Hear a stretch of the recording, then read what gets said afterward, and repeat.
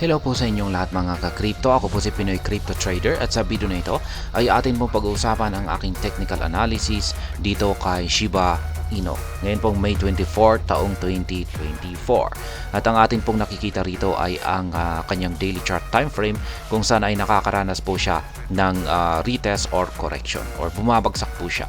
Kasi katulad din po ni Bitcoin. Kasi si Bitcoin ay bumabagsak na rin po or nagkakaroon na rin po siya ng correction. Kaya check na lamang po ninyo yung aking technical analysis kay Bitcoin kanina.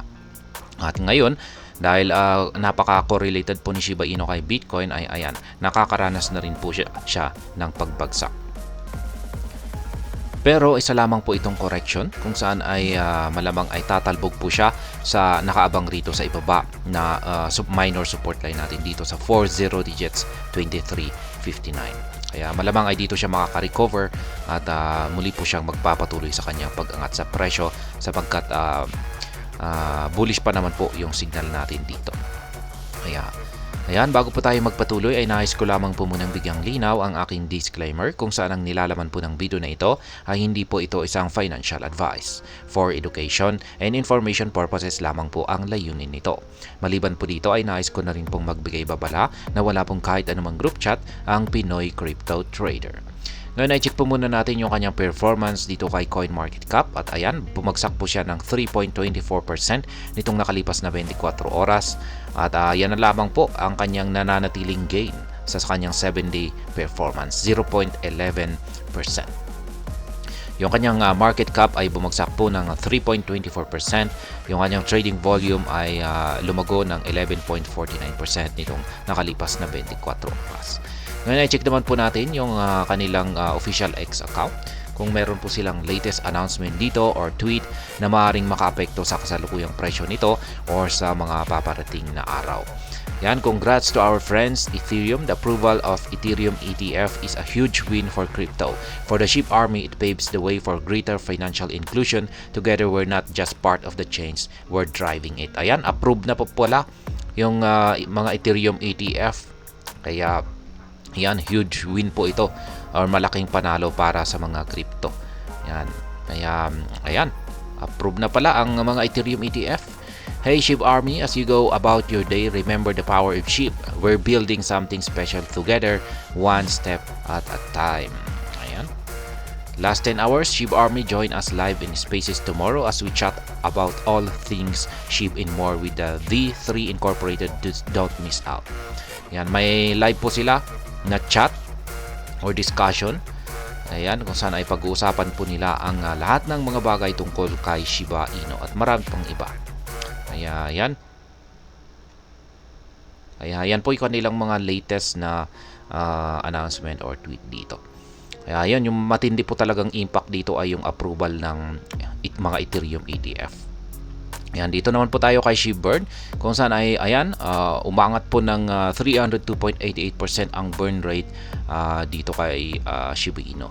May nasunog po kasi na 12.6 million na amount ng Shiba Inu nitong nakalipas na 24 oras. Kaya ayan, may 10 million pong nagsunod dito last 8 hours.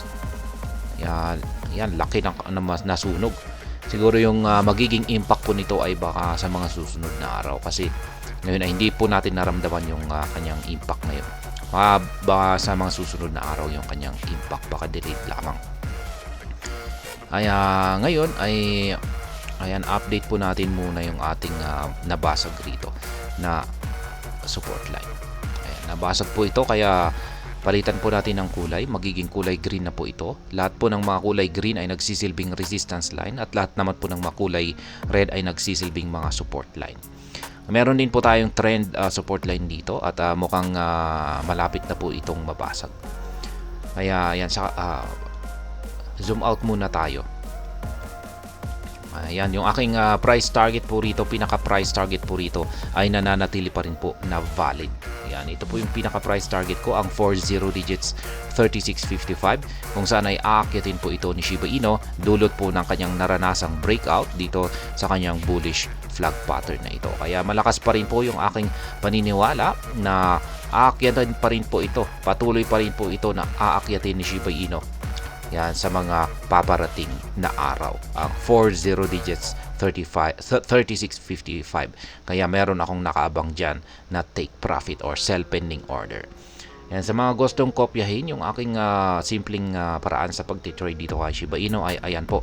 Meron po akong itong mga apat na kulay yellow na mga arrow signs ay mga sell pending order ko po dyan, or magti-take profit po ako sa mga presyong ito. Yung mga kulay blue naman dito sa ibaba ay mga buy pending orders ko po yan, kung saan ay ako ay handang bumili. Yung mga nadaanan ng mga candlestick natin dito na mga arrow signs ay mga previous trades ko naman ang mga ito. Kaya ayan. Ngayon ay meron po tayong pattern dito. Maliban sa bullish flag pattern natin dito ay meron din po tayong triangle pattern dito, at nagkaroon na rin ito ng breakout dito. Yan, yung pinaka price target ko naman dito sa triangle pattern na ito ay ito, ang 40 digits 2766. Kaya valid target pa rin po ito. Ayan, at masasabi kong nakakaranas lamang po ng correction or retest itong si Shiba Inu. Pero patuloy pa rin po siya sa kanyang pag-angat sa presyo. Kaya ang nakikita ko po rito ay posible pong dito na po talaga siya magkakaroon ng correction sa support line natin dito sa 40 digits 2359. Dito po siya posibleng tumalbog, or pwedeng dito na rin mismo siya tumalbog sa trend support line natin dito. Ayan, kasi kasalukuyan pa naman pong binabasag niya yung trend support line natin dito. Kaya posibleng tumalbog po siya rito. Ayan, babasagin niya ulit yung ating minor resistance line dito.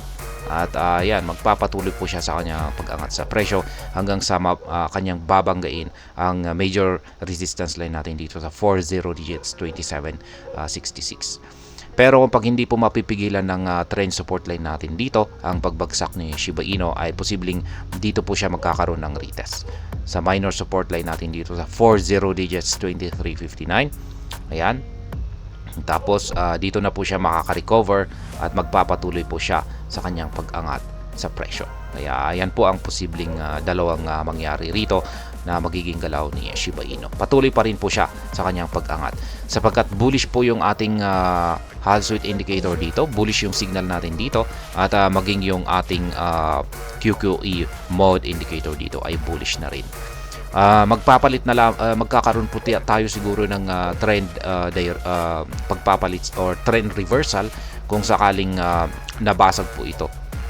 Yan, magkakaroon na po yata tayo ng trend reversal, or kung babalik siya dito sa upper portion ng ating bullish flag pattern na ito.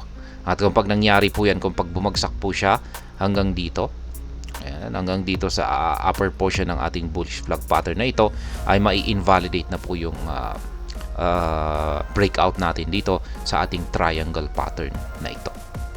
Ayan.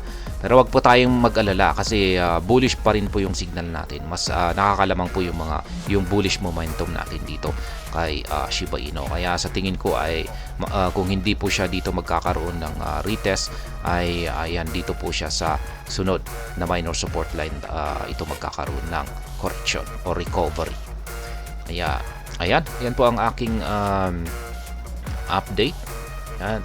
Latest na technical analysis update ngayon dito kay Shiba Inu. At yan po yung aking mga trading positions, live spot trading positions ko po yan dito, at maaari po ninyong kopyahin. Yung sa mga gustong sa mga nagtatanong kung ano ang indicators na ginagamit ko, ay ito po ang Hall Sweet indicator. Yan po yan, yung nandito sa chart, at yung nandito sa ibaba, ito po yung QQE mode indicator. At ayan, hanggang dito na lamang po tayo sa video na ito. Sana po ay inyong nagustuhan ang aking paliwanag sa video na ito. Kung inyo po itong nagustuhan, ay pakiclick lamang po ang like button nito.